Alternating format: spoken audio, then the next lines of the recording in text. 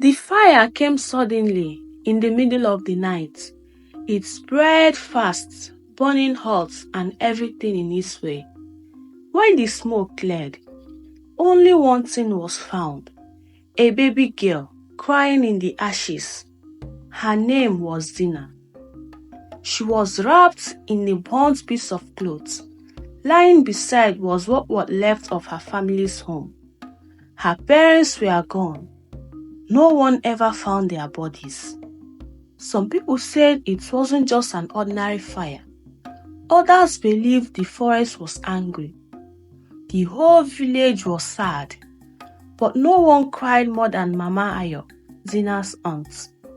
She took the baby into her arms and brought her home.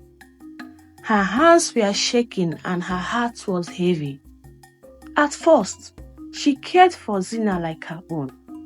But as the years passed, the love slowly disappeared. Zina didn't grow up like a daughter. She grew up like a burden. Zina became the house girl. She swept, cooked, fetched water, and even farmed on the family's small plots while her cousins played and laughed. Every morning before dawn, Zina carried a heavy clay pot on her head to the village stream. Her bare feet often bled from the rocky path, but she never complained. But her eyes, large and curious, would sometimes look towards the forest. The villagers warned everyone not to go too deep into the woods. They said spirits lived there, old Papa Bako would say, and once they take you, you never return. But Zina wasn't afraid. Somehow, she felt the forest could hear her thoughts, her pain. Each time she passed it, she whispered, "One day I'll leave this place and find someone who loves me." One evening, after a long day of pounding yam and cleaning fish, Zina sat under the big iroko tree at the center of the village. Her hands were blistered, her eyes welled up. "Why do I suffer like this?" she asked the sky. "What did I do to deserve such a life?" A soft breeze rustled the leaves as if something or someone was listening. The next morning, Mama Ayo handed Zina a small basket. "Go into the forest and gather firewood," she ordered. "The ones near the stream are wet. Go deeper this time." Zina froze. "But Mama, the elder said, do you want me to beat you again?" Zina lowered her head and began walking towards the forest. As she stepped under the thick canopy, the air changed. It smelled of wet earth and white flowers. Birds called from high above, and the ground was covered in swamp. She kept walking, looking for dry branches. Suddenly, a voice echoed, gentle and calm. "Why do you wander alone, child?" Zina gasped. She turned around. A tall, handsome young man stood a few feet away. His skin was smooth and deep brown, glowing in the light. His eyes shined like stars. I came to gather wood," she stammered. He bent his head, smiling kindly. "Alone? In these woods?" "My aunt sent me." "I am Juma," he said, stepping forward. "A traveler of this forest. May I walk with you?" Zina hesitated, but something about him felt safe, strange, yet familiar. They walked together, speaking of simple things. He told her stories of kingdoms beneath rivers and animals that could speak. His voice was musical, his presence calming. When they parted, Juma bowed gently. "Until next time, Zina." "How do you know my name?" she asked, but he was already gone. For the next few days, Zina found excuses to go back into the forest. She met Juma by the same tree each time. He brought white fruits and told her tales from land she had never imagined. He listened, truly listened to her. "No one has ever asked me how I feel before," she said one afternoon. "Not even my aunt." "You are special," he said. "You deserve love." Zina blushed. One day, Juma touched her hand. "Zina, come with me. I want you to see my homeland. Be my wife." She pulled her hand back. "I can't. I have nothing. I'm just an orphan." He looked at her gently. "Your heart is pure, and that is everything." That night, Zina couldn't sleep. Her heart beat fast. A part of her wanted to run into his arms forever, but another part was scared. The next day, Mama Ayo slapped Zina for coming home late. "Lazy girl. If not for the death of your parents, I would have thrown you out." That night, Zina cried under the iroko tree, and suddenly, a warm wind blew, and Juma appeared. "I heard your cry," he said. "I want to come with you," she whispered. "I can't stay here anymore." Hand in hand, they ran through the sleeping village, past the stream, deep into the woods. The stars above blinked brightly. When they came to an open part of the forest where the air was thick and hanging clouds, Juma whispered strange words. The ground glowed. A path opened, one made of light and steam. Zina turned. "Will I ever come back?" Juma looked at her. "Yes, only if you choose to."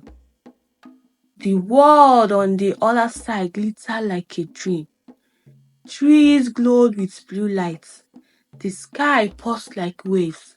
Music floated in the air, though there were no drums. But something felt off. The people, if they could be called that, had almost transparent skin, like see-through skin. They moved slowly. Their eyes were pale, almost lifeless. Zina looked at Juma. "Who are they?" she asked. "They are my kin," he said. "Spirits." Suddenly, Juma's form shifted. His glowing eyes turned like vapor. His skin lost its color. He looked like them. "You are not human," she said. "I am the guardian of this forest, a spirit, but my love for you is real." Tears rolled down her face. "You lied to me." "I never meant to hurt you," Juma said. Zina tried to run, but the land twisted around her. The trees moved. She found herself trapped in a crystal room, guarded by two silent figures. Days passed. One night, an old spirit woman named Maya appeared beside her. "You don't belong here, child," she whispered. "Please help me go home," Zina cried. There is one night when the spirit lose their strength. During the festival of lights, I will come for you then. The night of the festival arrived. The entire room glittered with floating lights. Spirits danced slowly in circles, humming songs that made Zina dizzy. Maya appeared and took her hand. Quickly! They ran through winding tunnels. The walls whispered. Trees tried to block them. As they neared the portal, Juma appeared. "Zina, please," he said. "Don't go. I love you." She wept. "I believe you, but I'm not one of you. I miss the sun. I miss being real." Juma stepped aside. "Then go, but know this, my heart will always follow you." Zina stumbled out of the forest at dawn. Her clothes were torn, her hair wide, but her eyes burnt with strength. A young boy saw her and screamed, "Ghost! Zina's ghost!" The villagers rushed out, shocked. "Mama Ayo!" someone yelled. Mama Ayo pushed through the crowd. She fell to her knees. "Zina, I thought you were dead. I am sorry. I am so sorry."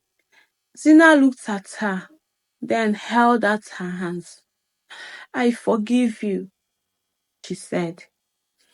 Years passed. Zina grew into a beautiful woman, wise and kind. She became the village healer, using herbs and strange songs the spirits once taught her. People came from far away to be held by her. One quiet evening, Zina sat alone beneath the Iroko tree where it all began. She had grown into a woman of great beauty, with deep eyes that held 1,000 stories. Her hands, once blistered from suffering, now healed others. She often wondered about Juma. Did he still watch her from the other side? Was his world still glowing with strange lights and sorrowful music? Suddenly, the wind shifted. Leaves rustled in a spiral. The hairs on her arm rose. A voice, soft and familiar, echoed behind her. "Zina!" She turned, her heart pounding. There stood Juma. He looked the same, yet different. His form was solid now, no longer glowing, no longer cloudy. "You came back?" she whispered. He nodded. "I gave up my spirit form. I chose to become human for you." Zina stared, speechless. "But why?" "Because love is only real when it's shared in the same world," Juma said. She stepped forward slowly. "You gave up eternity for me?" "Yes," he said, "and I do not regret it." Then gently he knelt on one knee, holding out a small ring made of braided grass and silver light. "Will you walk with me in this life as I once asked in the other?" Tears filled her eyes, not of sorrow, but joy. "Yes," she whispered. The whole village gathered when they heard the news. People danced, jubilated, and sang praises. The girl they once called orphan was now becoming a queen of hearts. Zina and Juma were married beneath the very tree where she once cried alone.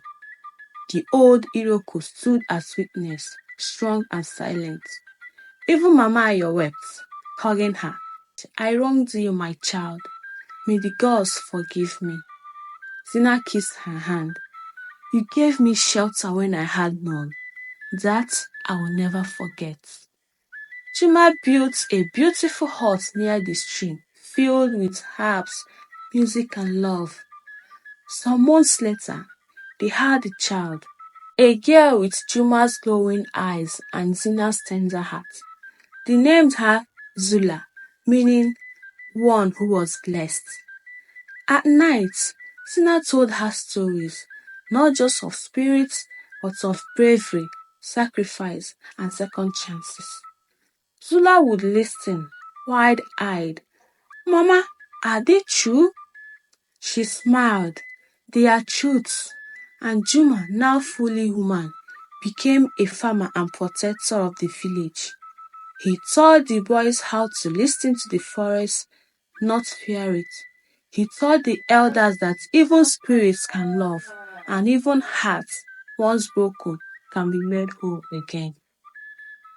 Years later, when Zina had grown old, she sat once more beneath the Iroko tree, Zula at her feet. "Tell me again, Mama," the little girl begged, "the story of how you found Papa in the forest." So she did, and when she finished, she looked up at the stars. Somewhere beyond them, beyond this life, beyond the earth, she knew that the spirit world still watched. But now, Zina was no longer a lost girl. She was a legend, the orphan who married a spirit and taught the world that love can cross any boundary, even between life and death. Thank you for watching this video to the end. Please subscribe to this channel if you haven't. Like and comment on the video. Thank you.